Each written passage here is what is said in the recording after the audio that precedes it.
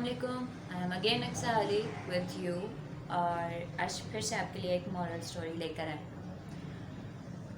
ये किस्सा है एक गरीब ख़ानदान का। गरीब ख़ानदान भी क्या, माँ बाप और एक बेटा, बेटा भी छोटा सा। बाप जो है वो बेरोज़गार है और उसकी बीवी जो है वो बीमार है और अब 2-3 दिन हो गए उन्हें कुछ सही से खाने को नहीं मिला हुआ, जिस पर उसका बेटा बहुत रो रहा है, बहुत परेशान है उसकी बीवी, ना उसकी दवाइयाँ आ पा रही हैं। तो इसी नफ्सा नफसी में, इसी परेशानी में जो है बाप जो है वो घर से निकलता है कि कहीं से वो पैसे ले आए और उनके लिए कुछ खाने का इंतज़ाम कर सके। वो यूँ सड़कों पे घूम रहा है कि अचानक से उसे एक आलम दीन मिलता है। आलिम दीन मिलता है कि जिसका नाम है अहमद मस्कीन। तो वो उसके पास जाता है और कहता है कि भाई साहब प्लीज़ मेरी कोई मदद कर दें, मेरी बीवी बच्चे जो हैं वो भूखे हैं, पिछले 2-3 दिन से उन्होंने कुछ भी सही से नहीं खाया है, मेरी बीवी के लिए दवा लाने के लिए भी पैसे नहीं हैं, वो बहुत बीमार है। तो वो आलिम दीन उसके कंधे पे हाथ रखता है और उसे कहता है सब्र करो, मेरे साथ चलो और जो मैं कहता रहूँ वो करते रहना। वो उस गरीब आदमी को, कि जिसका नाम है नसीरुल सयादी, कि जिसको मैं नसीर बोलूँगी, वो उसको लेकर जो है एक दरिया के किनारे ले जाता है और वहाँ कहता है कि पानी से वज़ू करो और यहाँ पे 2 नवाफिल अदा करो।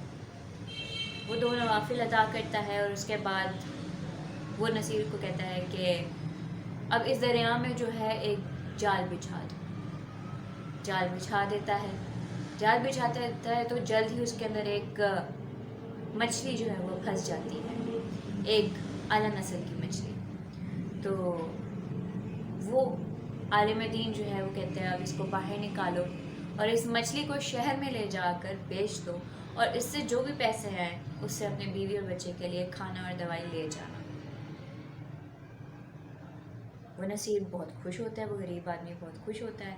वो जाता है शहर में, वो मछली बेचता है, पैसे लेता है और एक कीमे वाला नान और एक मीठा पराठा ख़रीद लेता है और जो ही अपने इलाके में वापस आता है तो उस आलिम दीन के पास जाता है और कहता है कि इसमें से कुछ रख लें क्योंकि आपने मेरी बहुत मदद की है, तो मैं ये खुशी से देना चाहता हूँ।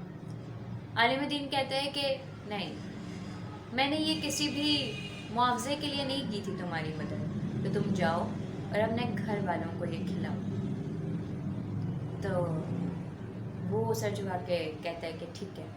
जब वो अपने घर की तरफ जा रहा होता है तो रास्ते में उसे एक गरीब औरत और उसका एक बेटा रास्ते में मांगते हुए मिलते हैं कि जो बहुत उन्हीं की तरह मजबूर और मकबूर लग रहे हैं और उसका बेटा जो औरत जो है वो रो रही है कि हमारी कुछ मदद कर दो।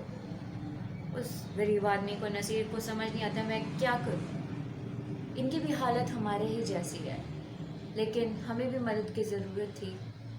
अब मैं अगर इनकी कुछ मदद कर सकता हूं तो मैं कर देता हूं। वो दोनों पराठे उसकी तरफ बढ़ा देते हैं और कहते हैं कि ये खा लो। इस बात पे उस औरत के जो है खुशी से आंसू निकल आते हैं और वो उसका शुक्रिया अदा करती है और उसका जो बेटा होता है वो भी मुस्कुरा के उसको देखने लगता है कि आपने हमारी काफ़ी मदद की है। अब वो अपने घर की तरफ दोबारा जा रहे हैं और परेशान है कि अब मैं घर में क्या कहूँगा। इतने में जब वो अपने घर के पास पहुँचता है वहाँ पे एक मनादी जो है वो चिल्ला चिल्ला के बोल रहा होता है कि है कोई नसीर सयादी को जानने वाला, कोई जानता है तो मुझे उससे मिलवा दो, मुझे उससे ज़रूरी काम है।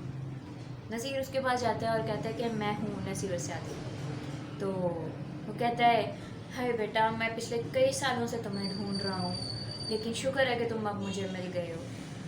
करीब 30 साल पहले जो है तुम्हारे बाप ने मेरे पास एक अमानत रखवाई थी, ये 30,000 दिरहम।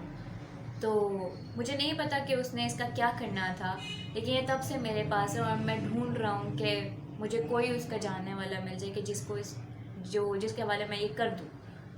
तो ये तुम रखो और अपने बाप की अमानत अपने पास। नसीब बड़ा हैरान होता है कि अल्लाह ने किस तरह से उसकी मदद की है कि मैं बैठे बिठाए अमीर हो गया हूँ, और यूँ मैंने कई घर बना लिए है। अब मैं रोज़ हज़ारों दिरहम की खैरात कर देता हूँ, और मुझे ये बात बहुत खुशी देती है।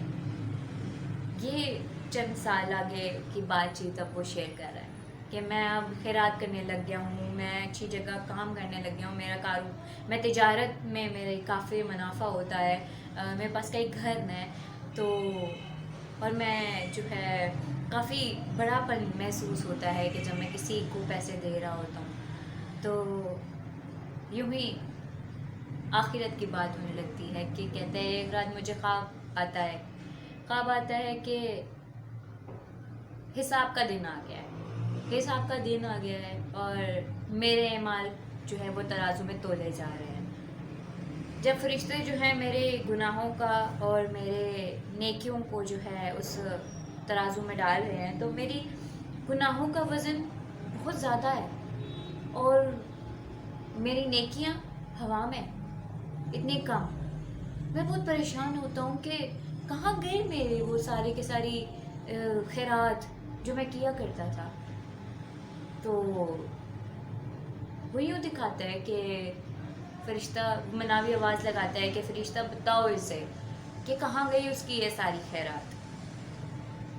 फरिश्ता जो है वो उसको दिखाता है उस तराजू में कि देखो तुम्हारी जो